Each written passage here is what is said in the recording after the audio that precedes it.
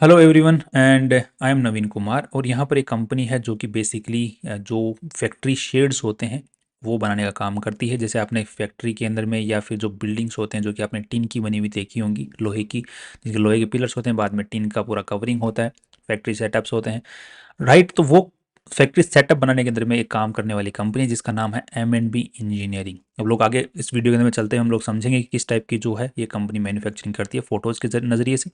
उससे पहले हम बेसिक डिटेल्स की बात कर लेते हैं आईपीओ से रिलेटेड। तो M&B इंजीनियरिंग का जो आईपीओ है वो 30 जुलाई से 1 अगस्त के बीच में खुलने वाला है।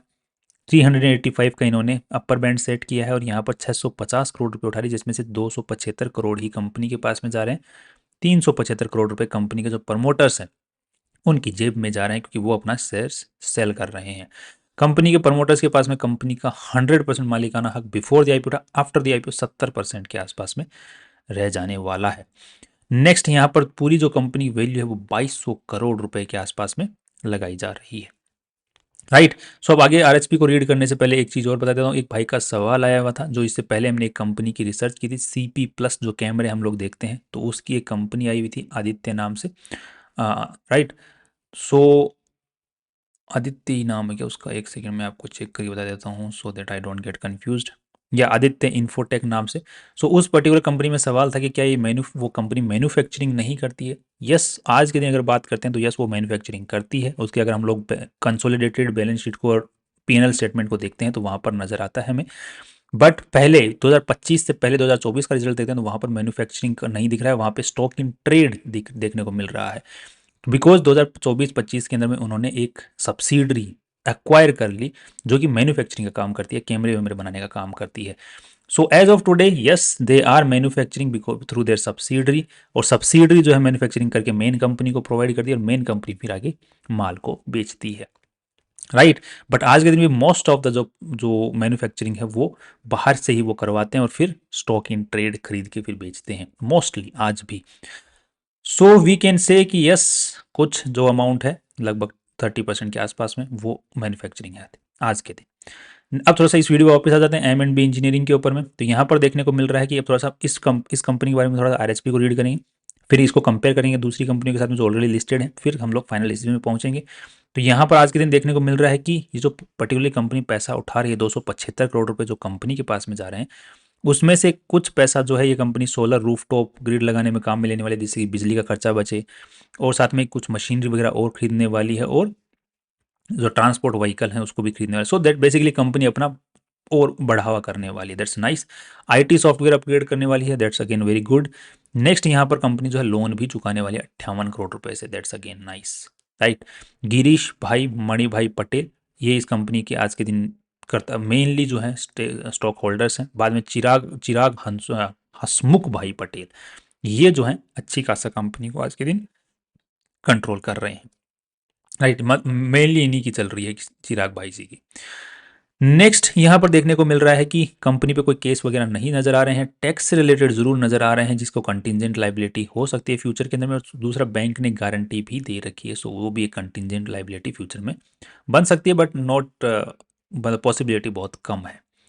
नेक्स्ट यहाँ पर इसकी जो कंपनी की जो शुरुआत है वो 1981 के अंदर में हो गई थी। उसके बाद में कंपनी ने जो माइलस्टोन्स अचीव किए हैं, राइट, काफ़ी सारे माइलस्टोन्स इन्होंने अचीव किए हैं, उसके थ्रू ये माइलस्टोन्स हैं जिनको आप लोग आराम से पॉज करके पढ़ सकते हैं, राइट। नेक्स्ट इनकी आज के दिन दो सब्सिडरीज हैं, एक का नाम है PVSPL जिसमें 100% मालिकाना हक है और वो उसका जो रेवेन्यू है वो घटता जा रहा है, और साथ में नेट प्रॉफिट्स हैं वो भी घटते जा रहे हैं बट स्टिल पॉजिटिव। दूसरी कंपनी फिनिक्स कंस्ट्रक्शन PCTI, इसका जो है कंप्लीट जो 100% माइक कंपनी के अंदर में ही है, मतलब कंपनी ही इसकी 100% ओनर है, बट इसका जो रेवेन्यू है वो भी पॉजिटिव देखने को मिल रहा है। रेवेन्यू तो पॉजिटिव होता ही है, यहाँ पर जो नेट प्रॉफिट है वो इसका भी पॉजिटिव देखने को मिल रहा है, दैट मीन्स दोनों ही सब्सिडरी कमा के दे रही हैं।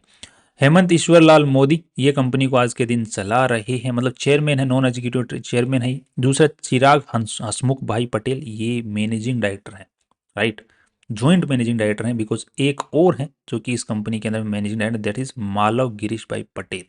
तो ये दोनों मिलके इस कंपनी को चला रहे हैं। बेसिकली देखा जाए तो दो तीन मिलके इस कंपनी को मैनेज कर रहे हैं, दैट्स नाइस। नेक्स्ट इनके पास में जो एक्सपीरियंस है, जो की MPs पीपल हैं, की मैनेजरियल पीपल हैं, इनके पास में एक्सपीरियंस काफ़ी अच्छा खासा है इस पर्टिकुलर फील्ड का, दैट्स अगेन नाइस। नेक्स्ट यहाँ पर कंपनी से जो सैलरी उठा रहे हैं हसमुख भाई जी, वो लगभग 3.25 करोड़ रुपया साल का सैलरी उठा रहे हैं। That's again okay. Next Malav Girish bhai जो जॉइंट मैनेजिंग डायरेक्टर हैं, वो भी अच्छी खासी सैलरी यहाँ पर उठाते हुए दिख रहे हैं। प्रॉपर्टीज़ की अगर बात करते हैं, जो कंपनी प्रॉपर्टी यूज़ कर रही है तो वो मोस्टली लीज पर है। ये पर्टिकुलर जो प्रॉपर्टी है ये ज़रूर ओन्ड बाय द कंपनी नज़र आ रही है। बाकी जितनी भी प्रॉपर्टीज़ हैं, और भी बहुत सारी प्रॉपर्टीज़ हैं कंपनी यूज़ कर रही है, बट वो सारी की सारी लीज पर ही नज़र आ रही है। बट यहाँ पर एक चीज़ और आपको देखने को मिलेगी, कंपनी जो प्रॉपर्टीज़ यूज़ कर रही है उसके अंदर में यस प्रमोटर ग्रुप से ही, प्रमोटर ग्रुप के लोगों से ही खरीद मतलब किराए के ऊपर में ले रखी है उन्होंने। दैट मीन्स कि most of the properties use कर रही है वो प्रमोटर ग्रुप है, उनकी खुद की है, उन्होंने किराए पे दे रखी है कंपनी को। नेक्स्ट यहाँ पर 1631 एम्प्लॉयज़ आज के दिन काम कर रहे हैं इस पूरी पूरी कंपनी के अंदर में। साथ में अगर देखते हैं तो कंपनी जो माल यूज़ करती है अपने यहाँ पर, वो 70% इंडिया से एक्वायर करती है, 27% बाहर से एक्वायर करती है। बिकॉज कंपनी की सब्सिडरी जो यूएसए वाली है वो वहाँ पर काम करती है, तो ऑफकोर्स ये बात है वो इंडिया से माल थोड़ी खरीदेगी, वहीं एक्वायर करके वहीं बेचेगी, वहीं लगाएगी।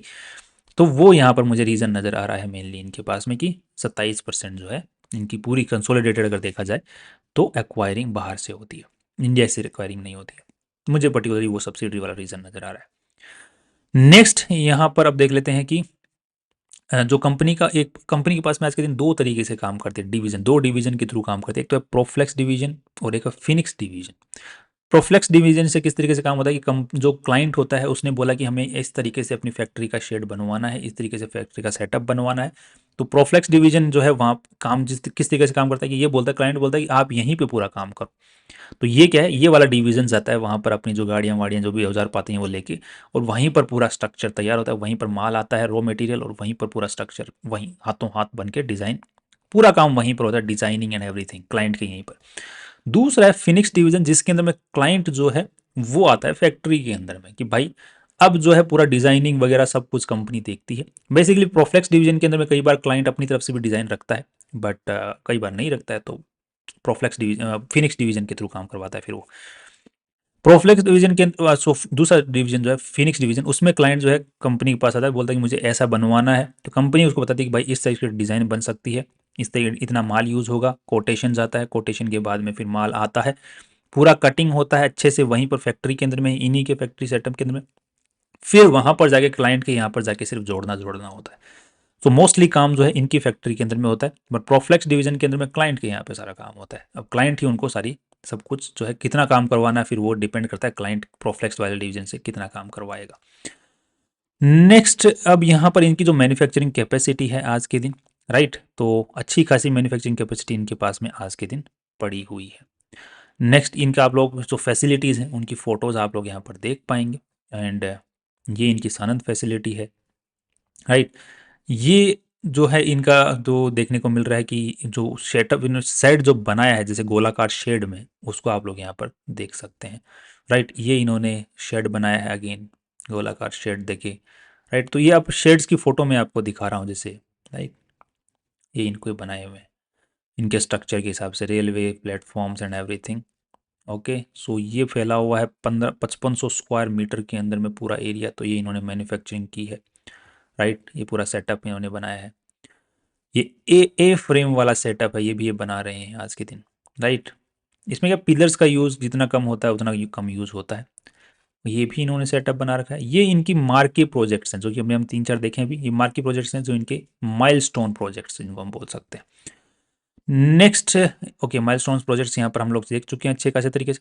अब यहाँ पे हमको देखने को मिल रहा है कि जब कंपनी प्रोफ्लेक्स वाले डिवीजन से काम करती है तो वो किस तरीके से काम करती है, तो वो उसका यहाँ पर आपको जो है बता रखा है पूरा स्टेप बाय स्टेप, और यहाँ पर आपको फिनिक्स वाले जो डिवीजन से काम करती है तो किस तरीके से काम करती है उसका आपको स्टेप बाय स्टेप चीज़ें बता रखी हैं।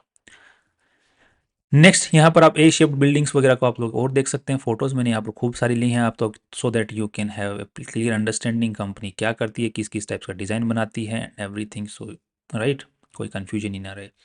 नेक्स्ट, आज के दिन जो कंपनी का सबसे ज़्यादा जो रेवेन्यू आ रहा है वो फिनिक्स डिवीजन से आ रहा है, जिसमें क्लाइंट कंपनी के पास में आता है, डिज़ाइन वगैरह सब कुछ इन्हीं से बनवाता है, पूरा इन्हीं के फैक्ट्री के अंदर कटिंग वटिंग होती है, वहाँ जाके बस सिर्फ चढ़ाना होता है। उस वाले डिवीजन से इनका सबसे ज़्यादा रेवेन्यू आज के दिन आ रहा है। प्रोफ्लेक्स वाले डिवीजन से भी इनका 22% 23% डिवीजन रेवेन्यू जो है आज के दिन आ रहा है। बट जो प्रोफ्लेक्स वाला जो डिवीजन है, फिनिक्स वाला जो डिवीजन है, उससे रेवेन्यू जो है इंक्रीजिंग ऑर्डर में, फिनिक्स वाले से कुछ ज़्यादा खास इंक्रीजिंग ऑर्डर में देखने को नहीं मिल रहा है। बट दैट्स नाइस, अगर किसी भी डिवीजन से काम करो अल्टीमेटली रेवेन्यू तो कंपनी के पास में ही आ रहा है, राइट। बट कंपनी का काम करने के दो तरीके हैं, तो दोनों कंपनी ने बता दिए। और किसी भी पैसा हो, बस पैसा आना चाहिए कंपनी में, दैट्स ऑल, काम आना चाहिए। विद इन इंडिया कंपनी का 93% जो रेवेन्यू है विद इन इंडिया से ही आ रहा है। और जो यूएसए वाली जो कंपनी है उससे भी रेवेन्यू ठीक ठाक यहाँ पर बढ़ता हुआ नजर आ रहा है। दो बीच में एक ही कप भी देखने को मिला है। इसको आप लोग आराम से रीड कर सकते हैं। कंपनी का जो रेवेन्यू है दर ईयर जो है 2023 से 2025 के बीच में यहाँ पर इंक्रीज देखने को मिल रहा है। 2024 में ही कप है।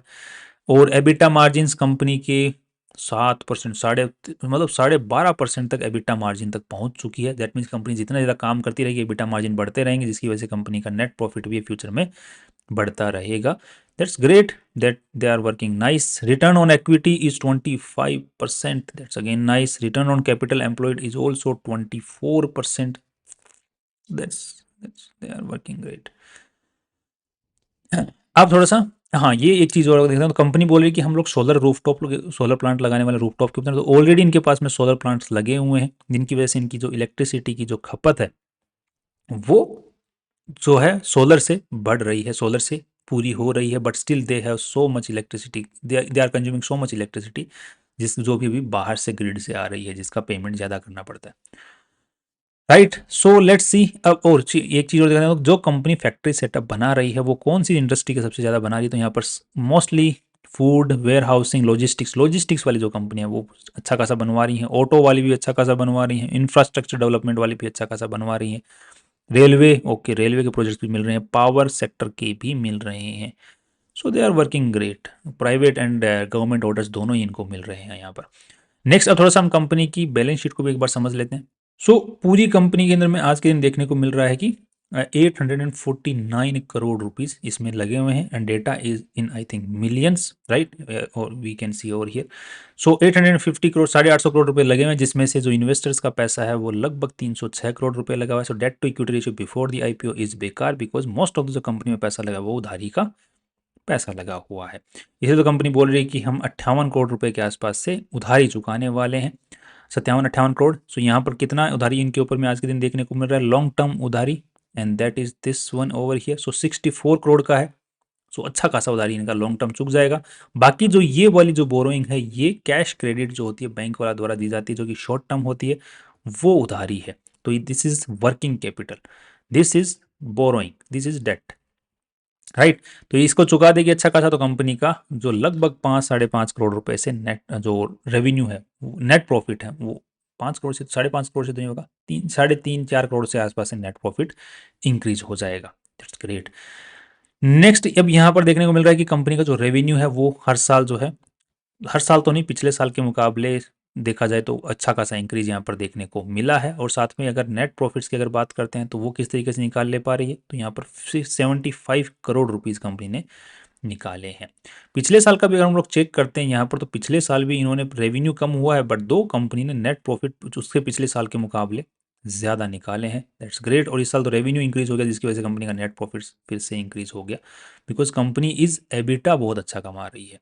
एबिटा क्या होता है, अगर हम लोग ये जो फाइनेंस कॉस्ट होती है और डेप्रिसिएशन कॉस्ट होती है, 23 नंबर और 21 नंबर, इन दोनों को अगर हटा देते हैं, राइट, तो फिर जो पहले जो कमाई होती है वो एबिटा मानी जाती है, राइट, जिसके अंदर में ये वाली कॉस्ट इंक्लूड होती है, ये वाली इंक्लूड होती है, ये वाली इंक्लूड होती है, और ये वाली इंक्लूड होती है, बस ये दो नहीं होती हैं।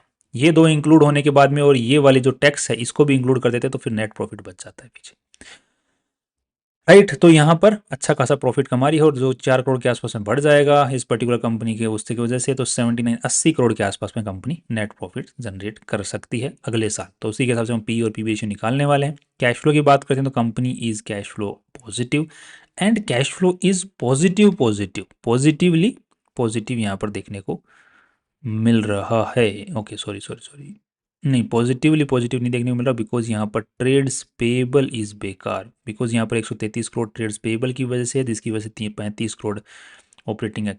Okay, so it's not positive, it's negatively positive, right. क्योंकि यूजुअली क्या होता है, उधारी का पैसा हमारे पास में पड़ा हुआ है, जिसकी वजह से हम बोलेंगे मेरे पास तो कैश पड़ा है, तो भाई तेरा थोड़ी किसी और का तू लेके बैठा है, राइट। तो ये हम लोग बोल सकते हैं। तो वो है, ये है कि उधारी का लेके बैठे हैं, ट्रेड्स पेएबल। अब थोड़ा सा हम लोग कंपेयर करके देख लेते हैं इस कंपनी को पी पी रेशियो के हिसाब से। तो 80 करोड़, 80 करोड़ रुपये से 2200 करोड़ से 800 24, लगभग 27 के आस 27 28 के आसपास का पी रेशियो है, जिसको अगर हम लोग कंपेयर करते देखते हैं यहाँ पर, तो यहाँ पर है 27 28 पैनार इंडस्ट्रीज। दूसरी कंपनी यहाँ पर देखने को मिल रही है बंसल रूफिंग प्रोडक्ट्स, 27 28 29, ठीक है, वहीं पर है। बिरला नू कुछ नहीं कमाई कर रही है, आज के दिन पी रेशियो नेगेटिव है, ये भी कुछ नहीं कमाई कर रही है। और इंटर आग इसका भी 30 35 के आसपास में है। सो बेसिकली देखा जाए तो कॉम्पिटिटर्स के साथ में इन्होंने वैल्यू लगाई है जो पॉजिटिवली कमाई कर रहे हैं। तो दो ये भी पॉजिटिवली कमाई कर रही है, इसलिए वैल्यू नहीं छोड़ी है। दूसरी पीबी रेशियो नेटवर्थ के हिसाब से, 306 करोड़, 275, 300 यहाँ पर लगभग 600 6 18 2400, लगभग 4 का पीबी रेशियो देखने को मिलता है, जिसको कंपेयर करते हैं 3.3, 4.89, 1.4, 1.46। ये दोनों कंपनियां कमाई नहीं कर रही हैं, राइट। और ये जो कंपनियां जो पॉजिटिवली कमाई कर रही हैं, उनके आसपास इन्होंने पीबी रेशियो भी लगाया है। सो यहाँ पर क्रीम तो नहीं छोड़ी है। कंपनी की ग्रोथ कुछ खास नहीं है आज के फ्यूचर के अंदर में। हो सकता है ग्रोथ नॉर्मल बनी रह सकती है, there are chances. Cash flow इस कंपनी का थोड़ा खराब है, गड़बड़ाया हुआ है, तो वो मेरे को थोड़ा डाउटफुल है। सो आज के दिन जो इन्होंने जो वैल्यू लगाई है वो ऑलरेडी एट पार लगा दी है। सो फ्यूचर के अंदर में अगर पूरा मार्केट उठता है तो उस कंपनी के भी उठने के चांसेस हैं। बाकी आज के दिन के हिसाब से कुछ ज़्यादा वैल्यू नज़र नहीं आ रही है। एक बार जीएमपी के हिसाब से हम लोग देख सकते हैं तो लिस्टिंग गेन कुछ मिलेगा कि नहीं मिलेगा, तो उसके लिए हम लोग जीएमपी पर डिपेंडेंट रह सकते हैं। तो यस, आज के दिन के हिसाब से तो जीएमपी पॉजिटिव नज़र आ रहा है, but long term I am not. Long term के हिसाब से आई एम पॉजिटिव, बट आज के दिन वैल्यू थोड़ी मतलब कोई वो कहते हैं ना कि मार्जिन ऑफ सेफ्टी नहीं है, राइट। ऑलरेडी वैल्यू पूरी लगा दी गई है, अच्छी खासी लगा दी गई है, सस्ते में नहीं मिल रहा है, राइट। तो यस, लॉन्ग टर्म के हिसाब से उठाया जा सकता है अगर कभी फ्यूचर में सस्ते में मिलता है तो। बाकी ऐसी कोई बिजनेस में दिक्कत नज़र नहीं आ रही है। So I am positive in the long term, short term and listing gain. Short term and listing gain के थोड़े डाउट्स हैं, बिकॉज ऑलरेडी जैसे मैंने बोला ना वैल्यू ऑलरेडी लगा चुके हैं। सो मिल जाए तो मिल जाए जीएमपी 10 15% के आसपास का, लिस्टिंग गेन मिल जाए तो मिल जाए, ना मिले तो ना मिले। That's all from my side. कल फिर मिलते हैं नई वीडियो साथ में। बाकी आपको भी डिसीजन बनाए अपना फाइनल, वो अपने फाइनेंशियल वजह से पूछ के ही बनाए। This was just a limited review. See you tomorrow.